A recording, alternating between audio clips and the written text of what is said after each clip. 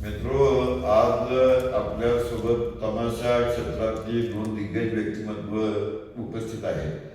माझ्या उजव्या बाजूला विनोद सम्राट गुलाब बोरगावकर यांचे चिरंजीव आणि राज्यभरातील तमाशा संघटक बापूबाई जमादार आहेत.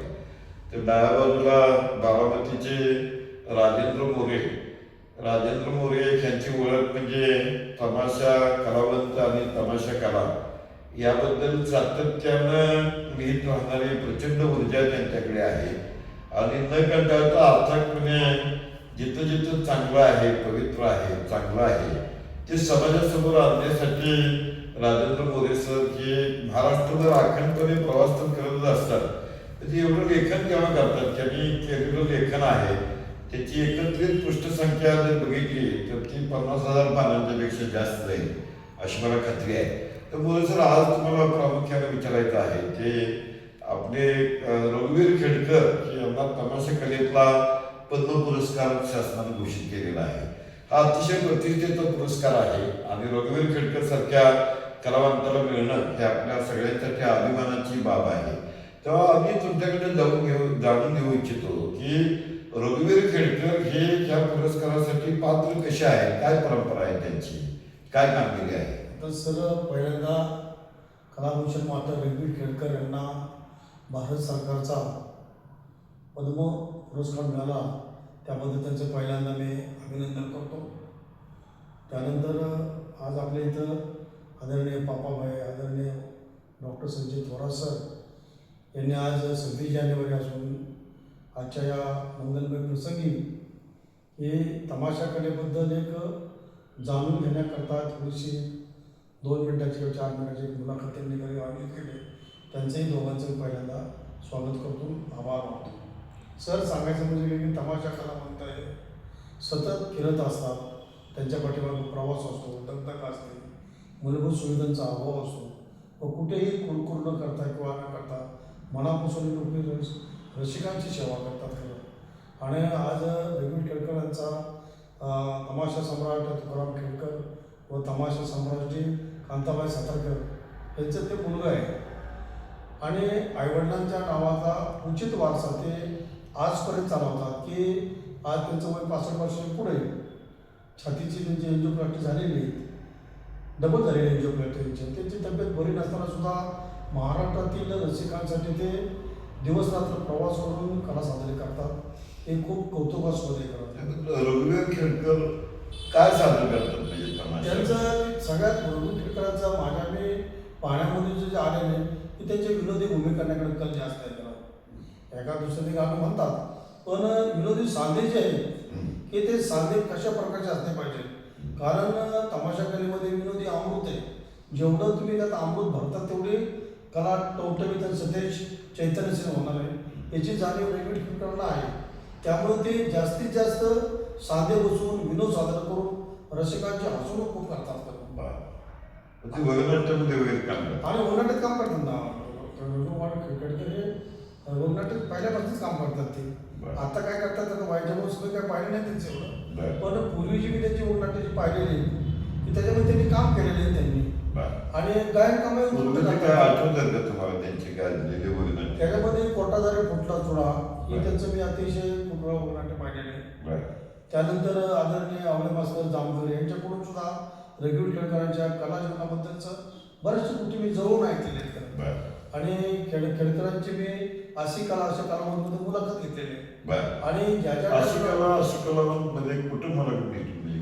त्यांची फोनवर मुलाखत घेतली त्यांची. आणि त्यांची आई कांताबाई सातारकर जिवंत असताना त्यांची मुलाखत मी घेतलेली आहे. हे दोन्ही महान कलावंतांच्या मुलाखती मी घेतलेल्या आहेत. रघुवीर खेडकर हे कांताबाई सातारकरांचे चिरंजीव. आणि त्यांनी त्यांची मुलाखत घेताना त्यांनी खूप सांगितलेले कारण की त्यांनी कलावंतांनी रंगमंच कला सादर करताना कसं केलं पाहिजे की त्या संपूर्ण मुलाखत त्यांनी सांगितलेले. की तरुण पिढीने खरं ती मुलाखत वाचावी टाकणार आहे. परत त्यांना ज्या टायमाला पुरस्कार दिला जाईल.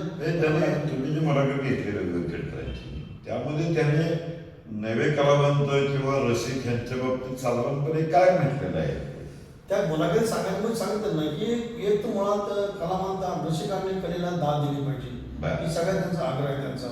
कारण जोपर्यंत कलावंत शांत आपली जोपर्यंत रसिक शांत बसत नाही तोपर्यंत कलामध्ये चांगल्या पद्धतीने कला सादर करू शकणार नाही खेळकर. आणि खेळकरांचं मत असं की तुम्ही कला बघा, गाणी तर तुम्हाला कुठेही बघायला मिळत असतात, पण जास्तीत जास्त तुम्ही कलेला महत्त्व द्या. गाणी तुमच्या मनोरंजनाकरता आहेतच ना, पण ह्याच्याकरता त्याचा खूप मोठा अर्थच असतो. म्हणजे पारंपरिक तमाशा बदलून अलीकडे जे तमाशाला ऑर्केस्ट्राचं स्वरूप आहे त्याच्याऐवजी रघुवीर खेडकरांची भूमिका अशी आहे की जास्तीत जास्त पारंपरिक बाजाचा तमाशा पारंपरिक तमाशा राहायला पाहिजे होता. आणि त्याच्यामध्ये वोमनाट्य झाले, पण मी त्यांच्या आता बावड्याजवळ गाव आहे लाखेवाडी म्हणून, त्यांची गेल्या वर्षी ते पौर्णिमेला मुलाखत घेतली. त्यांनी हिरेने सांगितलं की तमाशामध्ये वोमनाट्य झालेच पाहिजे, कारण वोमनाट्य हा तमाशाकडे जवळ आत्माच आहे, त्यात सगळा तमाशा सगळा सार आहे. आणि ही असे मी खेळकरांच्या म्हणजे दौंडा त्यांची मुलाखत घेतलेली की अशी ती एक अतिशय हरवणारी दिलखुलास आणि प्रसन्न व्यक्तिमत्व आहे. त्यांना कधी भेटायला गेलो तर अतिशय चांगले मान सन्मानाचे वागणूक देतात, खूप चांगली मनापासून चर्चा करतात. असे एक सोज्वळ धार्मिक भक्त रघुवंश आहे. आणि भारत सरकारने जे त्यांचा पुरस्काराकरता जे निवड केली अतिशय योग्य व्यक्ती निवड केलेली आहे. मला आठवत आहे ते फार पूर्वी कापूस खेळमध्ये त्यांच्याकडे तमाशा बघितला होता.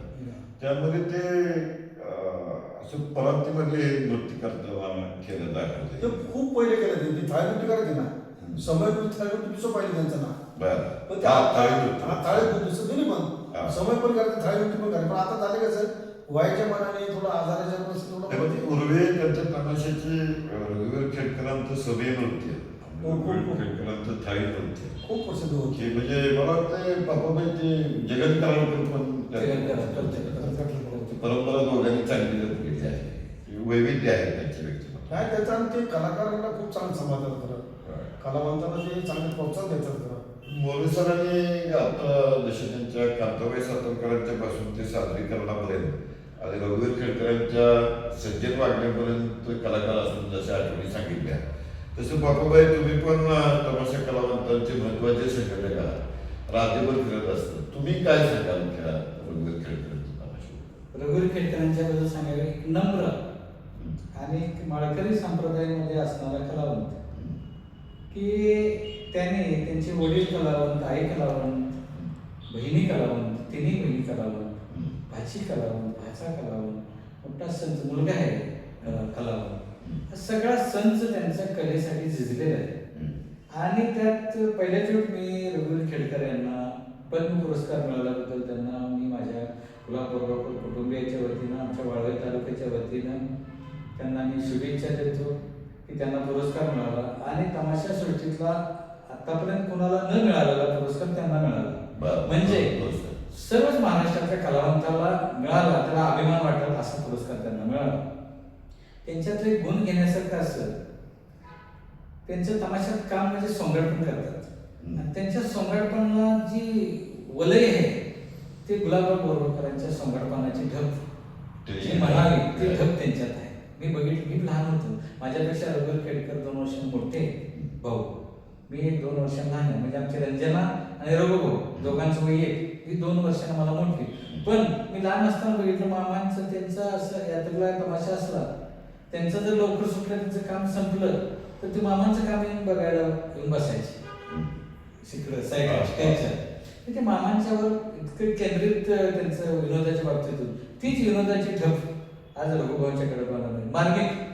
मार्मिक विनोद आणि बोलणं. आणि दुसरा एक त्यांचा गुण असा, मी बऱ्याच मोठ्या कलावंतांच्या तोंड ऐकलं नाही, पण रघुवीर खेडकरांच्या तोंड ऐकलं की जुन्या जाणत्या कलावंतांचं नाव ज्या गावात जाईल त्या गावात त्यांच्या नावाचा उल्लेख केला जातो, एवढं मोठे पण त्यांच्यात आहे. असं नम्र माणसाला मिळाला, त्याबद्दल आम्हालाही अभिमान आहे. तर मित्रांनो, रघुवीर खेडकर यांना आज पद्म पुरस्कार घोषित झाल्याचा आनंद शब्दबद्ध करण्यासाठी आज माझ्यासोबत काकाबाई जमादार आणि तमाशा क्षेत्राचे अभ्यासक राजेंद्र मोरे आहेत. त्यात सगळ्यात महत्वाचं वैशिष्ट्य दोघांनी म्हणून सांगितलं ते म्हणजे रघुवीर खेडकर हे जसे उत्तम नर्तक आहेत, जसे उत्तम सोंगाडे कलाकार आहेत, जसे आपली कला सादर करण्यासाठी अध्यात्माचा आधार वारकरी चळवळीमध्ये आहे. वास्तविक लोकांना असं वाटतं की आध्यात्मिक क्षेत्र आणि तमाशाचा काही संबंध नाही, पण हे शब्द बघा, कीर्तन शब्द उलटा केला की त्याची नर्तकी होती. आणि रघुवीर खेडकर हे अशा पद्धतीचं एक सभ्य सुसंस्कृत व्यक्तिमत्व आहे. की ज्यांच्या रूपानं तमाशा क्षेत्रामध्ये पहिल्यांदा पद्म पुरस्कार मिळाला त्याबद्दलचा आनंद आम्ही तिघांनीही प्रजासत्ताक दिनानिमित्त आज एकत्रितरित्या साजरा केला. आपणही ज्यांना शक्य असेल त्यांनी रघुवीर खेडकरांना मिळालेल्या ह्या पद्म पुरस्काराबद्दल त्यांचं अभिनंदन करून त्यांच्या कला जीवनाची आणि सादरीकरणाची उमेद वाढवावी ही आमच्या चॅनलच्या वतीने विनंती. धन्यवाद.